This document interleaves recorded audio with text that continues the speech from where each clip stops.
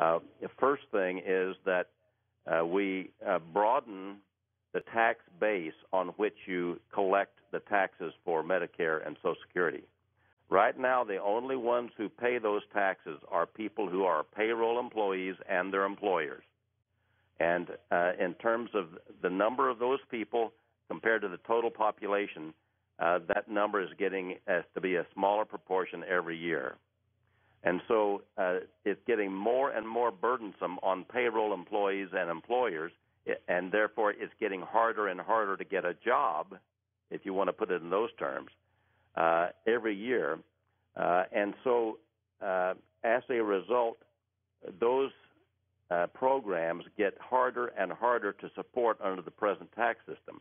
By comparison, the amount of money spent on consumption every year for new goods and services is a very much larger tax base, and it's also much more stable.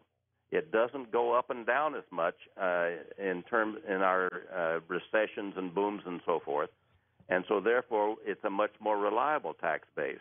Can some of these provisions, Wayne, be amended? This is not etched in stone, is it? Well, let me tell you this. I've been around laws, lots of different laws, federal laws, for at least the last 30, 40 years. This is the best prepared legislation I've ever seen. All right, stay with us, Wayne. We're going to keep you for phone calls when we come right back on Coast to Coast AM. Next hour, Dwayne Elgin joins us, The Living Universe. We're going to talk about his concept of what's up there. Fascinating. The new coasttocoast.com website is up there, coasttocoastam.com website. It's up there and running. It's on the beta site right now, so some of you might experience some slowness. That's going to be that way for a couple days. It will go away. It will be very fast and very efficient, and you will enjoy it. But, play with it, learn it. Things have changed. There's some different spots for things, but you'll like it. But we're still on the beta site. That'll change in the next day or two. We'll be back. And welcome back to Coast to Coast. I'm George Norrie. We're with Wayne Jett as we talk about the fair tax. Wayne, for those who live in states that collect state income tax, that would continue, correct? That's right, yes. Okay. The fair tax would not affect state taxes. However, one of the great advantages to states would be that they would be permitted under the Fair Tax Act to collect the fair tax on behalf of the federal government. And in doing that, they would be paid for doing so and would actually be a revenue source for them. And yet it would still be far more efficient than our present income tax system. Also, retailers would be retailers who are the only ones required to file a tax return under the fair tax system would actually be paid a very small portion of the taxes collected to cover their compliance costs. So nobody would have compliance costs. That would save about $300 billion a year. That's part of the $1 trillion that I told you would be saved for taxpayers. I might mention also that another $345 billion a year is presently reported as due under income tax forms without payment. That's called the tax gap. Mm-hmm. Those people under the fair tax would have to pay their taxes at the retail counter just like everyone else. So we pick up a $345 billion there on an estimate. Then that doesn't count the underground economy that are both criminal and those working for cash, which is estimated to be, in my estimation, is at least as big as the tax gap.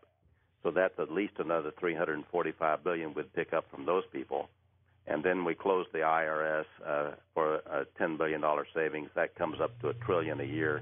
I think that's the minimum we would save. And that's only where the fair tax begins.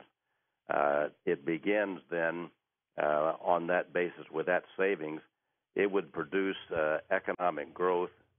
According to other economists who've studied it, they estimate it as a minimum of 10.5% growth in GDP in the first year. I think that probably understates it, in my opinion.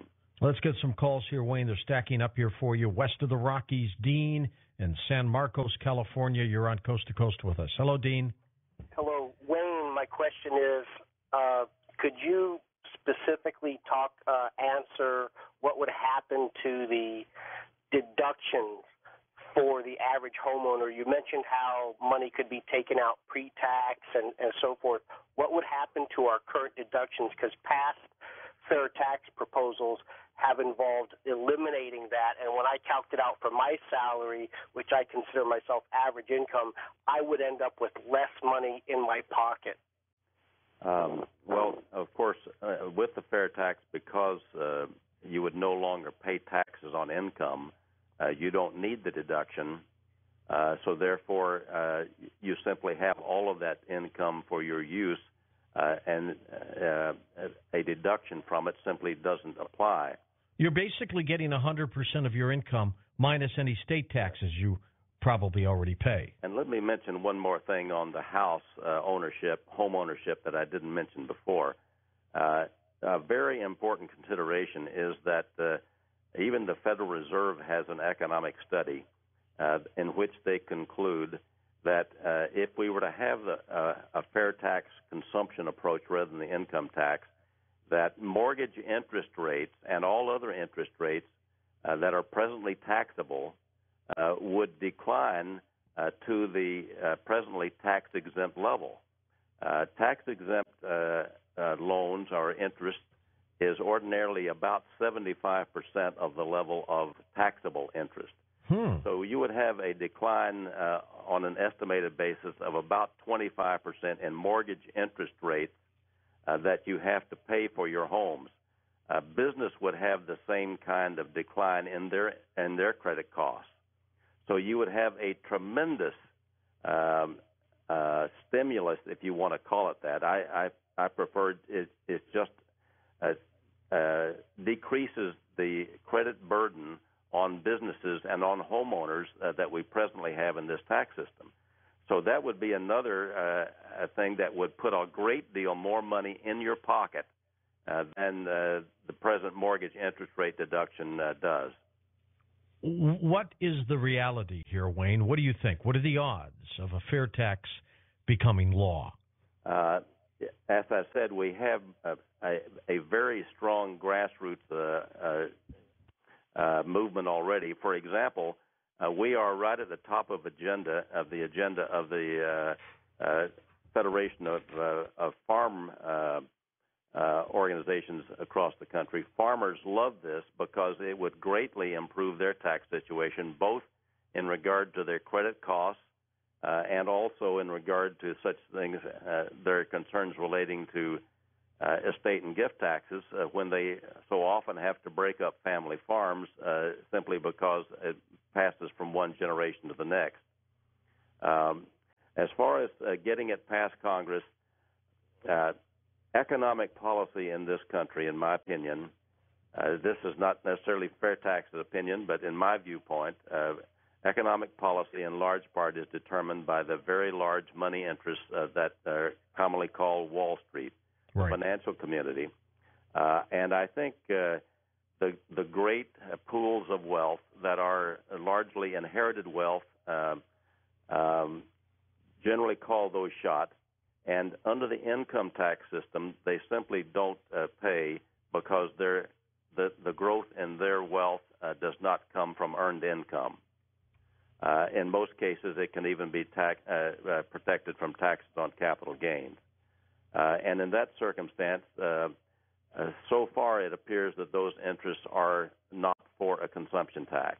They like the current income tax because they don't pay on it.